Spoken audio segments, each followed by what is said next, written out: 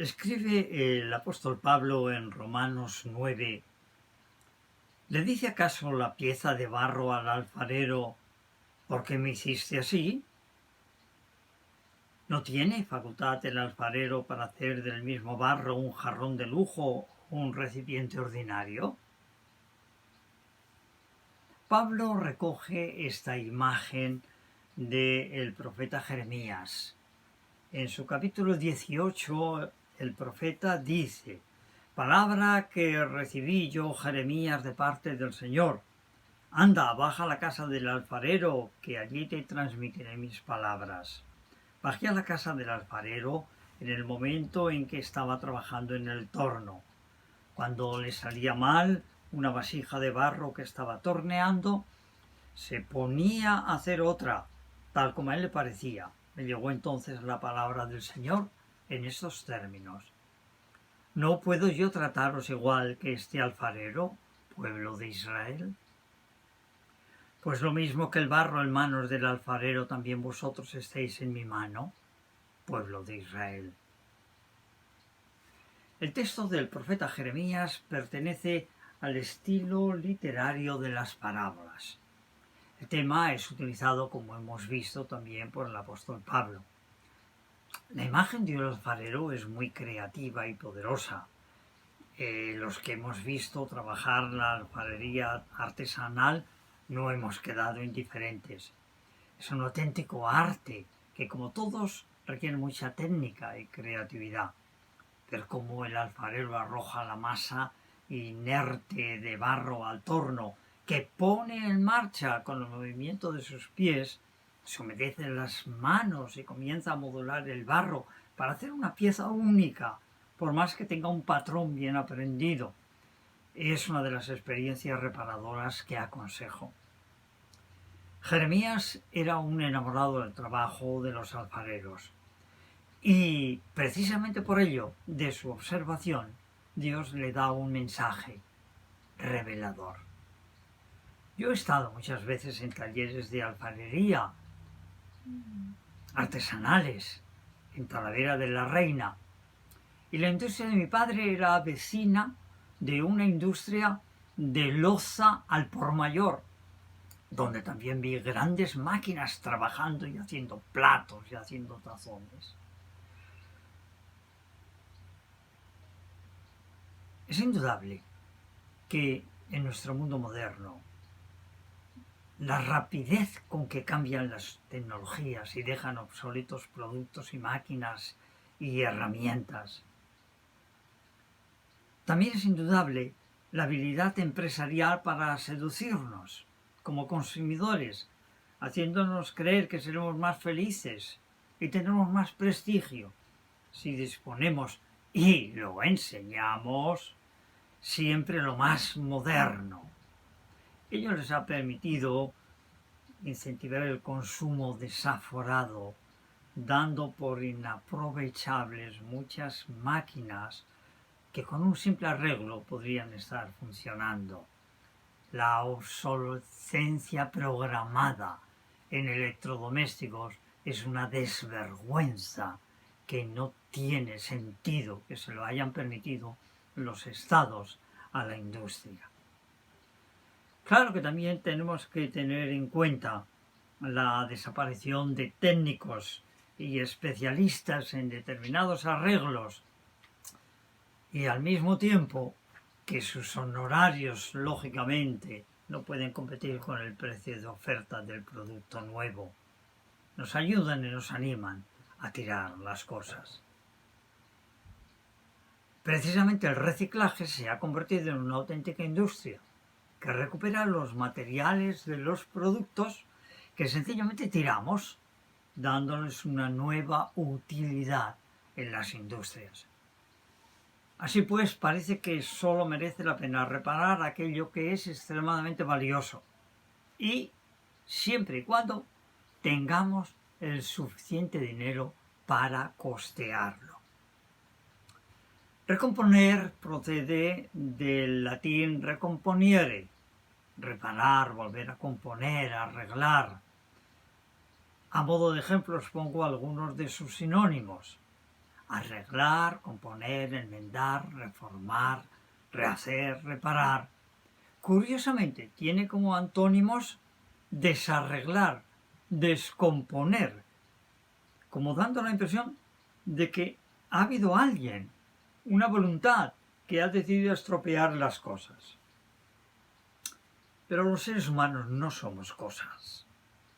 Aunque tenemos un tiempo de vida limitado, con la cita ineludible con la muerte, mucho tiempo antes, nuestra vida útil queda zanjada con nuestra jubilación. Y muchos años después termina aparcando como inútiles e inservibles a millones de seres humanos por el hecho de ser mayores, por el hecho de ser ancianos. Y hasta tenemos la sospecha, o así nos han querido indicárnoslo, de que en la pandemia del COVID, el anciano valía menos que el joven, precisamente por su vida útil. Otra cosa es la gerontocracia, la instalación de ancianos en el más alto poder de un Estado o institución. Presidentes con 70 y pico de años, papas con 70 y pico, 80 de años, obispos, gente importante con muchísimos años. Es una excepción el que haya presidentes jóvenes, como el nuestro en España, o como el de Francia, o como el de Inglaterra. Pero volviendo a nuestra parábola, interpretarla requiere detectar su significado básico, que en nuestro caso es cómo Dios anuncia a través de sus profetas que el pueblo de Israel camina hacia su destrucción, que debe arrepentirse de su conducta. Una y otra vez hace esa misma petición a lo largo de su historia. Posiblemente el pueblo de Israel no comprende por qué el profeta se queja en nombre de Dios cuando ellos se están esforzando por hacer su voluntad. Pero una reflexión importante. El profeta advierte: no se puede apelar a las promesas de la salvación de Dios cuando nuestra conducta es incorrecta. No todo barro sirve para hacer cerámica, tiene que ser un barro especial, que por su color y densidad permita que al humedecerse pueda ser maleable, es decir, modificable, trabajable. El artesano sabe muy bien qué tipo de barro tiene en sus manos, lo ha escogido él. Sabe que tiene que ser de una determinada calidad, porque cuando lo pone en el torno y éste empieza a dar vueltas, no salga volando en ese proceso de modelación. Una segunda reflexión. El alfarero tiene claro qué hacer con su barro. En función de la zona climática, hará recipientes para sus clientes diversos: jarras, cazuelas, tazones, vasos, cántaros, tinajas y botijos.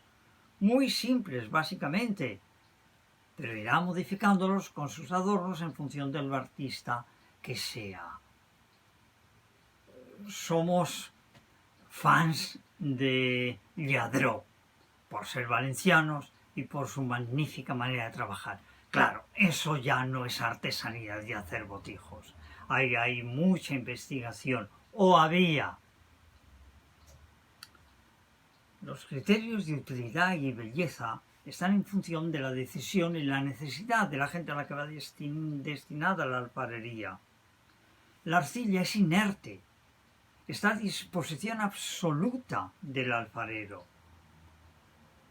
No obstante, las manos del alfarero, tocando, apretando, suavizando esa masa informe, nos recuerdan a Dios dando forma al ser humano con sus manos, según el relato de Génesis.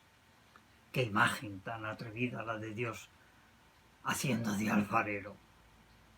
Como el alfarero, Dios tiene dominio sobre el barro. Una tercera reflexión.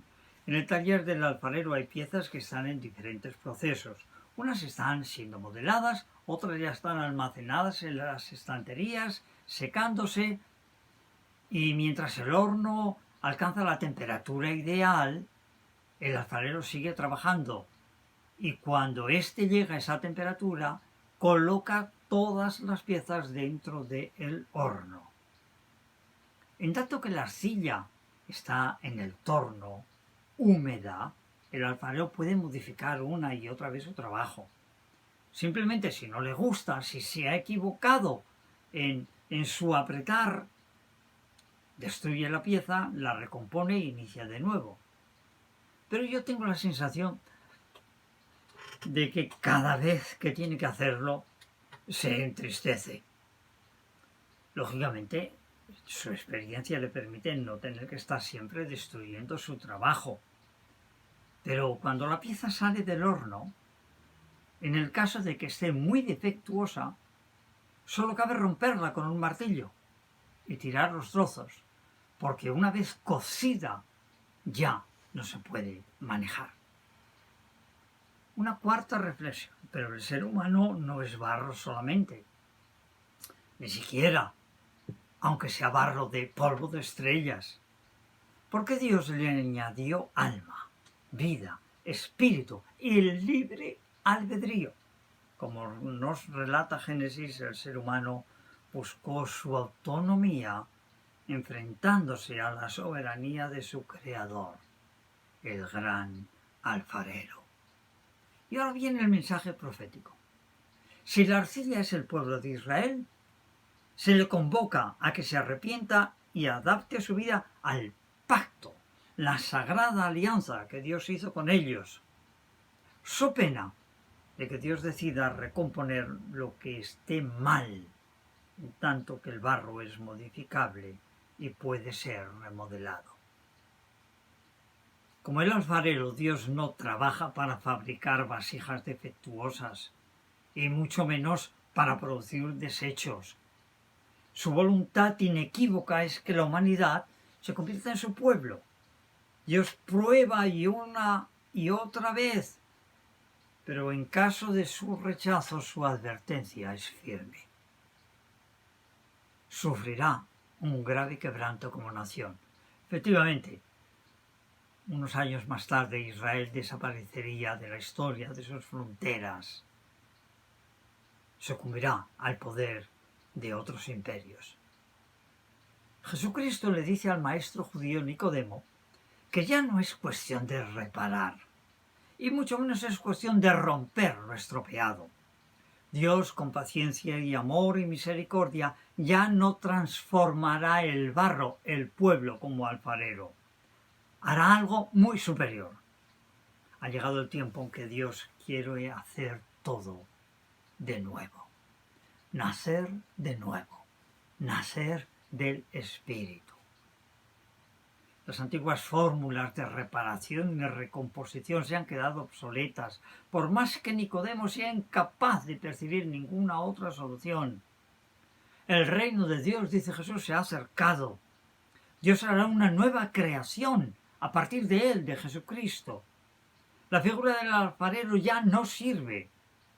Es sustituida por el Espíritu, que cambia los corazones, que hace nacer de nuevo. Como dice el apóstol Pablo, Dios ha modificado su proyecto original. Interviene Él mismo dándonos a su Hijo Jesucristo y haciendo posible que la fe en Él permita nacer de nuevo, no solo al pueblo de Israel, sino también a los gentiles, a los paganos, a los descreídos.